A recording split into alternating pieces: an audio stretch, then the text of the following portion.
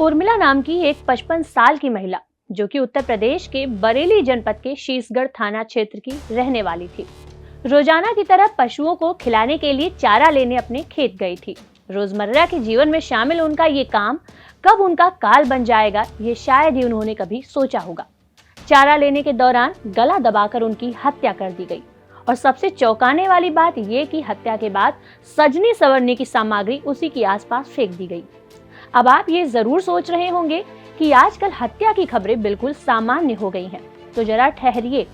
बरेली जनपद की ये पहली घटना नहीं है जहां किसी महिला की गला घोंटकर हत्या की गई हो।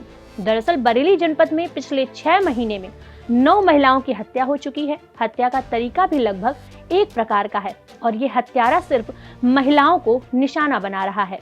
सबसे पहले 6 महीनों में हुई इन हत्याओं पर एक नजर डालते हैं।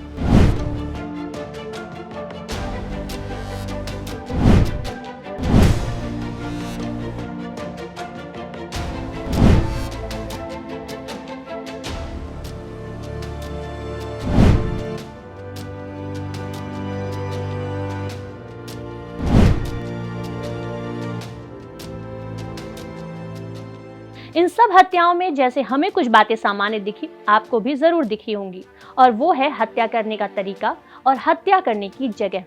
जैसा कि हमने ऊपर आपको बताया कि ये हत्यारा सिर्फ महिलाओं को निशाना बना रहा है और हत्या करने का एक ही तरीका अपना रहा है। इन सभी महिलाओं की उम्र 45 से 65 साल के बीच थी। हत्या करने वाले इस साइको किलर से बरेली के करीब 250 गांव के लोग इस वक्त दहशत में अपनी जिंदगी गुजार रहे हैं। आपकी जानकारी के लिए बता दें कि दरअसल साल 1966 में ब्रिटिश लेखक जॉन ब्रोडी ने सबसे पहले सीरियल किलर शब्द का प्रयोग किया था। नेशनल इंस्टीट्यूट ऑफ जस्टिस ने अलग अलग घटनाओं में 2 या 2 से अधिक मर्डर के सीरीज को सीरियल किलिंग के रूप में परिभाषित किया है। यानी एक मानसिक विकृति से पीड़ित शख्स अपनी संतुष्टि, खुशी के लिए यदि हत्याएं करता है तो उसे सीरियल किलर कहा जाता है। आइए अब जानते हैं कि सीरियल किलिंग के लिए कौन सा जीन जिम्मेदार होता है। रिसर्च के मुताबिक कुछ खास जीन ऐसे होते हैं जो लोगों को हिंसक बना देते हैं। मोनोमाइन ऑक्सीडेक्स ए जीन को वॉरियर जीन के CDH13 नाम के जीन को सीरियल किलर जीन कहा जाता है। कई रिसर्च के मुताबिक MAOA और CDH13 जीन की वजह से व्यक्ति में आक्रामकता बढ़ती है। हालांकि इस तरह की प्रवृत्ति को जन्म देने के लिए सिर्फ जीन को जिम्मेदार नहीं ठहराया जा सकता। जेनेटिक्स, सोशल एनवायरनमेंट और क्रिमिनल बिहेवियर तीनों आपस में संबंधित हैं और हर अपराधी पर इनका असर कम ज्यादा होता है। रिपोर्ट के मुताबिक मृतक महिलाओं के गले पर चोट के निशान पाए गए हैं। उनके साथ रेप की पुष्टि नहीं हुई है, कोई लूटपाट भी नहीं हुई है। मामले में बरेली रूरल SP मुकेश चंद्र मिश्रा ने कहा कि 6 महीने में 9 घटनाएं सामने आई हैं। दहशत का माहौल ना बने इसके लिए हर जगह पेट्रोलिंग चल रही है, हर तरफ CCTV कैमरे भी लगाए जा रहे हैं।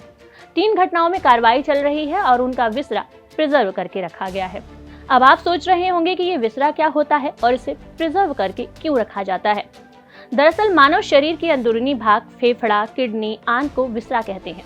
किसी व्यक्ति की मौत का कारण जानने के लिए मृतक के शरीर के कुछ आंतरिक अंगों जैसे कि फेफड़ा, आंत, किडनी, ब्रेन, लीवर और ब्लड के सैंपल को सुरक्षित रख दिया जाता है।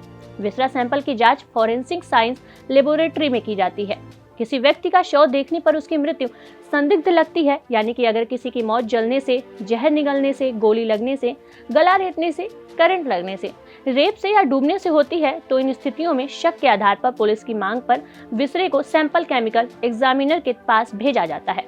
बाद में जांच करके पता लगाया जाता है कि उस व्यक्ति की मौत असल में कैसे हुई और ये भी निश्चित किया जाता है कि किस अंग को कितना सुरक्षित रखना है। मृतक के शरीर से 100 ग्राम खून, 100 ग्राम पेशाब, 500 ग्राम लीवर सुरक्षित रखते हैं।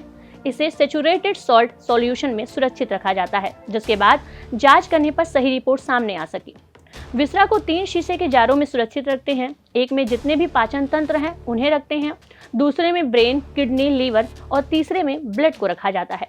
आपको बता दें, देश में पॉइजनिंग इंफॉर्मेशन सेंटर बहुत कम है जहां पर डाटा बनाया जा सके कि देश में कितने लोग जहर खाकर मरे हैं। और इससे भी हैरानी की बात यह है कि यूपी में एक भी सेंटर नहीं है। मेडिकल कॉलेज में फॉरेंसिक साइंस लैब नहीं होता जहां ये पता लगा जा सके कि मौत किन कारणों से हुई है। इस वजह से ये पता लगाना बेहद मुश्किल होता है कि व्यक्ति की मौत असल में कैसे हुई है। आज के एपिसोड में बस इतना ही। अब बारी है आज के सवाल की। जैसा कि हमने वीडियो में जाना कि इस तरह की विकृत मानसिकता इंसान में बचपन से ही पनपने लगती है, तो ऐसे में आज का सवाल है कि हमें बच्चों की परवरिश में ऐसा क्या ध्यान रखना चाहिए कि उनके अंदर हैवानियत पैदा ना हो। अपने सुझाव कमेंट बॉक्स में ज़रूर बताएं। हम फिर मिलेंगे एक नए कार्यक्रम के साथ। तब तक के लिए देखते रहिए और करते रहिए बातें यूपी की।